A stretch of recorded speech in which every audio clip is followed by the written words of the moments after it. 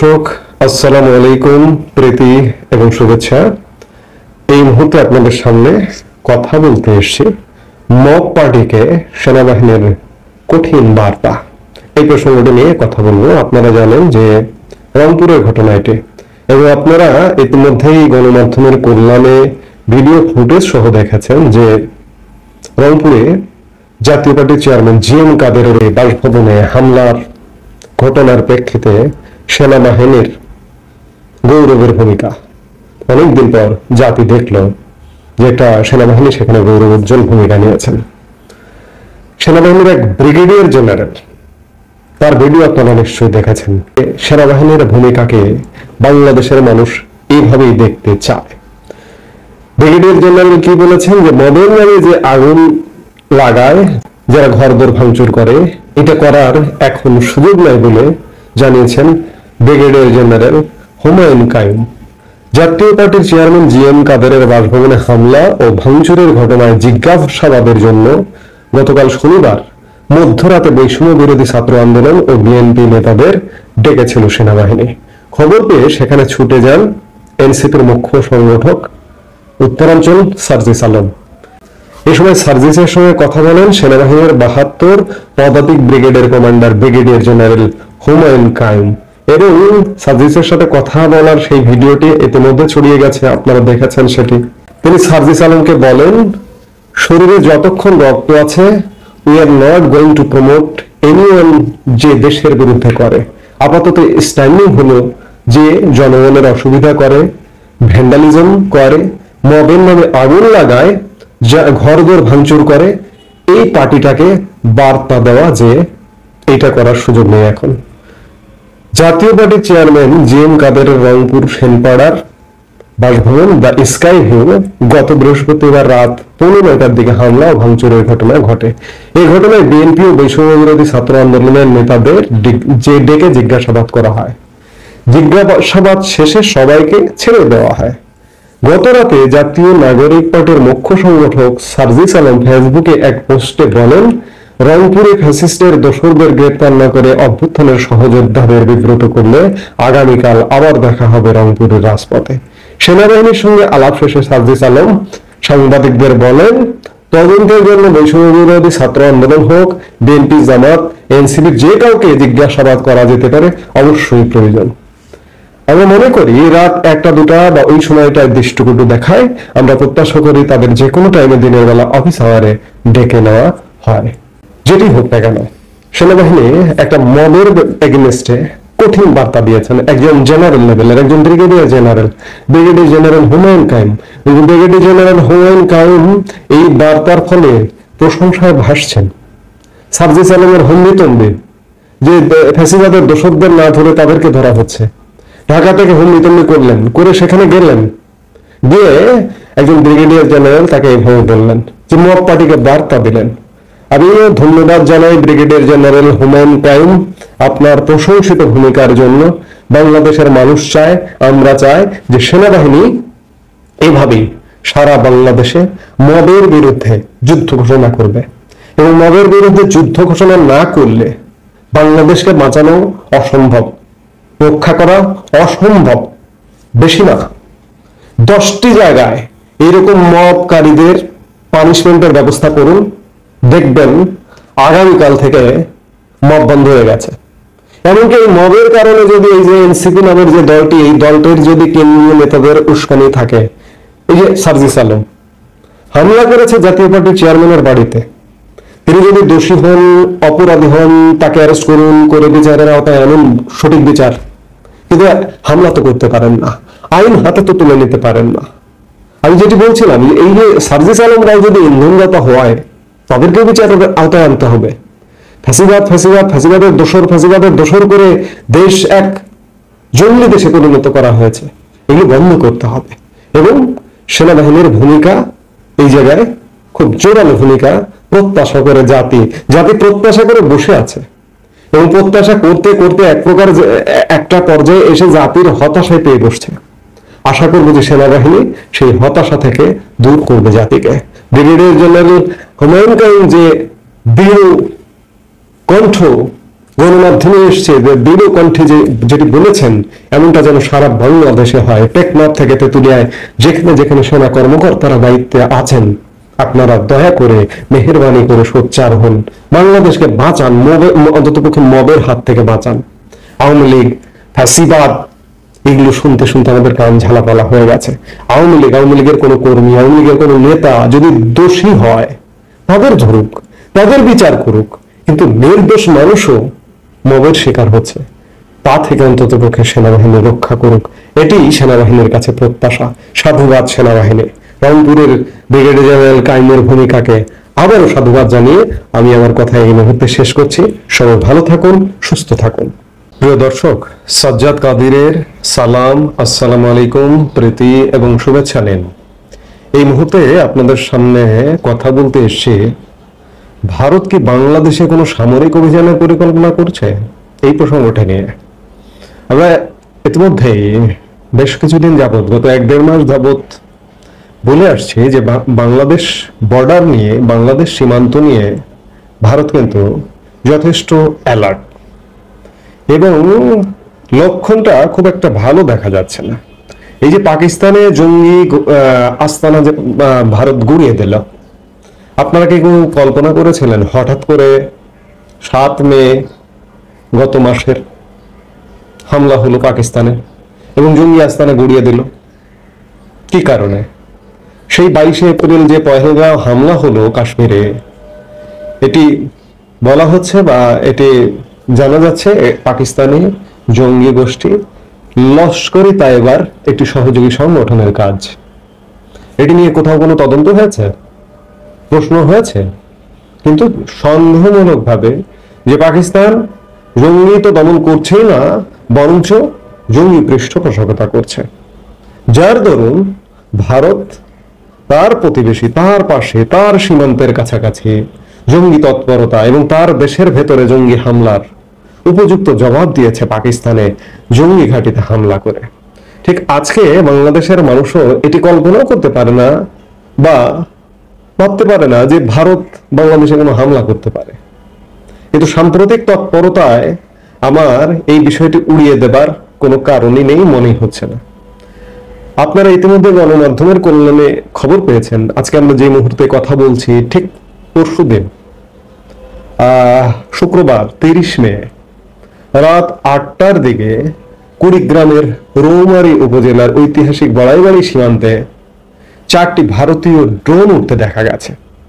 এটি শুধু গণমাধ্যমের খবর নয়, গণমাধ্যমকে এই খবরটি নিশ্চিত করেছেন এই সীমান্তের দায়িত্বে থাকা জামালপুর বিজিবি 35 ব্যাটালিয়ন অধিনায়ক লেফটেন্যান্ট কর্নেল হাসানুর রহমান।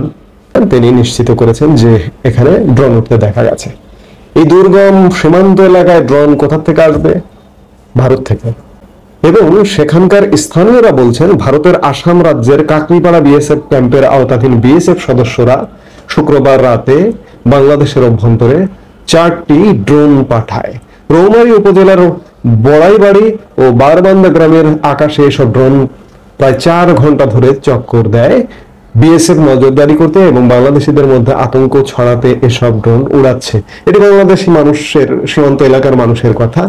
এর আগে গত 27 মে, কদিন আগেই গত 27 মে একই সীমান্তে বাংলাদেশের আকাশ সীমায় ড্রোন উড়ায় বিএসএফ। আপনারা জানেন যে বিএসএফ বাংলাদেশে কন্টিনিউ পুশিং করছে। আপনারা আরো জানেন যে আমরা এগুলো নিয়ে অনেকবার কথা বলেছি যে শিলিগুড়ি করিডোরে সামরিক, নজিরবিহীন ভাবে সামরিক উপস্থিতি বাড়িয়েছে। আমি গতকালকের ভিডিওতে বলেছি, একটি ভিডিওতে, যে সেখানে ফ্রান্সের স্বয়ংক্রিয় যুদ্ধ বিমান রাফাল যুদ্ধ বিমানের সমাবেশ করা হয়েছে। রাশিয়ার এয়ার ডিফেন্স সিস্টেমস S-400 সেখানে স্থাপন করা হয়েছে এবং শিলিগুড়ি করিডোরের কাছাকাছি একটি বিমানবন্দরকে পুনরুজ্জীবন দান করা হচ্ছে, যুদ্ধ বিমান যাতে ফুয়েল ভরতে পারে, সেখানে ল্যান্ড করতে পারে। আর এরই মধ্যে খবর পাওয়া গেল ভারতীয় ড্রোন বাংলাদেশ সীমান্তে। আমার কাছে বিষয়গুলো আসলে কেন যেন মনে হচ্ছে যে বাংলাদেশে হয়তো একটা সামরিক অভিযান চালাতে পারে। কার বিরুদ্ধে? জনগণের বিরুদ্ধে না, বাংলাদেশে জনগণের বিরুদ্ধে না, সরকারের বিরুদ্ধে, হয়তো বা সরকারের বিরুদ্ধে হতে পারে। আমি এর আগেও একাধিক ভিডিওতে বলেছি যে পাকিস্তানের প্রেক্ষাপট ভিন্ন। পাকিস্তানের সরকারের সরাসরি জঙ্গি গোষ্ঠী নেই, কিন্তু জঙ্গি গোষ্ঠীকে পৃষ্ঠপোষকতা করে রাষ্ট্রীয়ভাবে। হামলায় পাকিস্তানে যে জঙ্গিরা মারা গেল, তার দাফন কাফনে রাষ্ট্রীয় মর্যাদায় জঙ্গিদের দাফন করেছে পাকিস্তান, অর্থাৎ জঙ্গিদের পৃষ্ঠপোষক। বাংলাদেশে পৃষ্ঠপোষক তো বটেই, স্বয়ং রাষ্ট্র ক্ষমতা, রাষ্ট্রের কোন কোন জায়গায় জঙ্গি গোষ্ঠী বসে গেছে। বাংলাদেশের জেলখানা থেকে জঙ্গিরা একদম মুক্তি পেয়ে গেছে।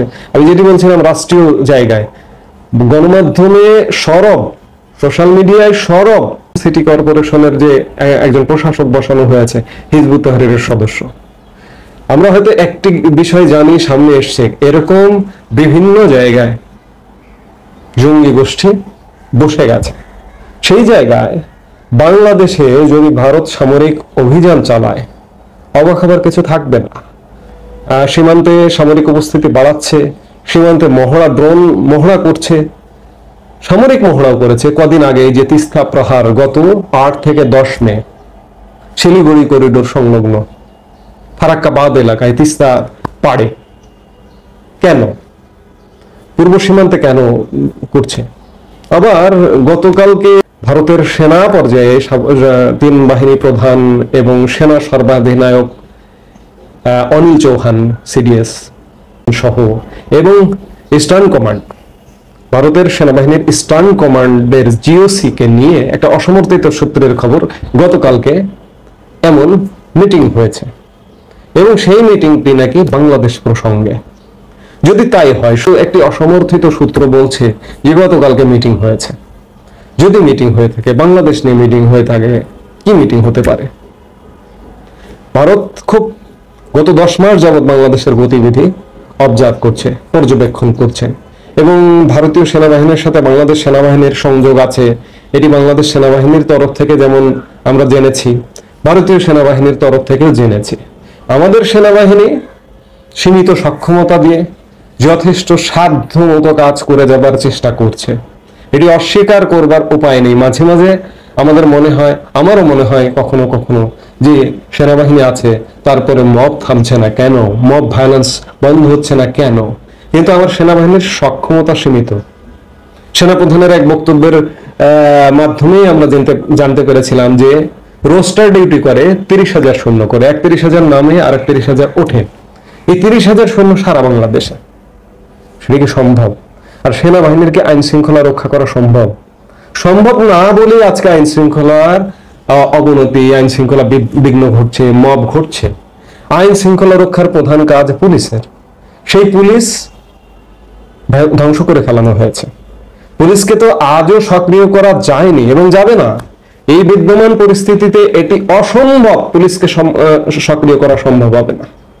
সেই জায়গায় সেনাবাহিনী দেশের শৃঙ্খলা নিয়ন্ত্রণে কাজ করছে সীমিত সাধ্যের মধ্যে, 30,000 সৈন্য সারা দেশে।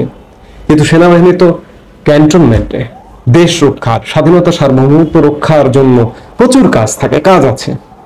আরেকদিকে আমাদের চোখ রাঙানি মিয়ানমার সীমান্ত,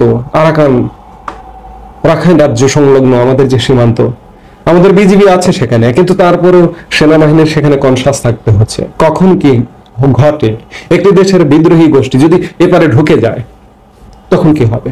মাঝে মাঝে ঢুকবার খবর পাওয়া যাচ্ছে, কিন্তু তারা যদি সংঘবদ্ধভাবে মায়ানমারের রাখাইন রাজ্যটা দখল করেছে, আমাদের এই পার্বত্য চট্টগ্রাম কক্সবাজার অঞ্চলের একটা অংশ যদি দখল করবার ঘোষণা দেয়, সেনাবাহিনীকে কিন্তু এই টেনশনে থাকতে হচ্ছে। সেই জায়গা থেকে সেনাবাহিনীর যথেষ্ট সক্রিয় ভূমিকায় আছে। সেনাবাহিনীকে ভারত সহযোগিতা করবারও কথা বলেছে, সবসময় বার্তা দিয়েছে যে আমরা পাশে আছি এবং আমাদের সেনাবাহিনীর মধ্যে কোনো ধরনের কোনো সমস্যা নেই। দুদেশের আদান প্রদান, ট্রেনিং, প্রশিক্ষণ, সেগুলো কিন্তু সব চলমান আছে। সেই জায়গা থেকে ভারতীয় সেনা, বাংলাদেশ সেনা কাজ করছে, একসাথেই কাজ করছে বলা যায়। কিন্তু আমার কেন যেন মনে হয় মাঝে মাঝে যে সেনাবাহিনী যদি চূড়ান্তভাবে বাংলাদেশে অস্থিরতা দমন করতে কিংবা জঙ্গিবাদ দমন করতে অসমর্থ হয়, তাহলে পাকিস্তানের সেনাবাহিনী বা পাকিস্তানের সামরিক সক্ষমতা তো বাংলাদেশের থেকে অনেক বেশি, বাংলাদেশে সেই তুলনায় কম। ভারত যদি বাংলাদেশে এমন একটা জঙ্গিবাদ দমনে হামলা করে, আমাদের কি বা করার আছে, কি বা করার থাকবে? এবং ভারতকে উস্কানি দিয়ে আমাদের তো শুরু থেকেই নানা রকম কথাবার্তা ইত্যাদি চালু আছে। সাম্প্রতিক সময়ে ভারতের আর এক শত্রু রাষ্ট্র তুর্কির সাথে বাংলাদেশে সামরিক কারখানা চট্টগ্রামে এবং নারায়ণগঞ্জে করবার একটা পরিকল্পনা নাকি করছে সরকার, এমন খবর গণমাধ্যমে এসছে, ভারতীয় গণমাধ্যমে। সম্প্রতি এই যে বিনিয়োগ উন্নয়ন বোর্ডের যে প্রধান আশিক চৌধুরী, তিনি তুর্কি সফর করেছেন। ভারত তো তুর্কিকে এই মুহূর্তে ভালোভাবে দেখছে না, কারণ পাক ভারত সংঘর্ষের সময় তুর্কি ড্রোন ভারতে হামলা করেছে এবং এমনকি তুর্কি সৈন্য যারা ট্রেনিং দেয় ড্রোন পরিচালনার, সৈন্যদের মধ্যেও কেউ মারা গেছে, এমনটাও খবর পাওয়া গেছে। সেই জায়গায় তুর্কির সাথে বাংলাদেশ যৌথভাবে সামরিক কারখানা, সমরাস্ত্র তৈরির একটা প্রক্রিয়া শুরু করতে যাচ্ছে, আলাপ হচ্ছে, দুদেশ সফর হচ্ছে, এমন স্বাক্ষর হবে এমন পর্যায়ে। এগুলো তো ভারত ভালোভাবে দেখবে না। সেই জায়গায় ভারত যদি হঠাৎ করে আকস্মিক হামলা করে বসে, কবে কখন করবে এটি বলা কঠিন। মানে জঙ্গিবাদ দমনে বাংলাদেশের সাধারণ মানুষের জন্য কোনো, পাকিস্তানের সাধারণ মানুষও ক্ষতিগ্রস্ত হয়নি, কিন্তু এই যে 4 দিনের 7 to 10 মে যে যুদ্ধ হলো, সংঘর্ষ হলো, পাকিস্তানের সাধারণ মানুষ যে ব্যাপক হারে ক্ষতিগ্রস্ত হয়েছে। হ্যাঁ, সাধারণ মানুষ কিছু হয়তো অল্প কিছু মারা গেছে। বাংলাদেশেও সাধারণ মানুষ টার্গেট নয়। বাংলাদেশে একটা অসহিষ্ণু সরকারটি এবং এই সরকারটি যে জঙ্গিদের পৃষ্ঠপোষকতা দিচ্ছে, সেই জায়গায় ভারত অ্যালার্ট, এবং সেই জায়গায় যদি ব্যবস্থা নেয় হঠাৎ করে আকস্মিকভাবে, অবাক হওয়ার কিছু থাকবে না। তবে সেই ব্যবস্থাটি কবে নেবে, কখন নেবে, এই মুহূর্তে বলা কঠিন। কাজেই আমি যথেষ্ট উদ্বিগ্ন যে ভারত বাংলাদেশে যদি সামরিক হামলা করে তাহলে কি পরিণত হবে, এটি অবশ্যই উদ্বেগের বিষয়।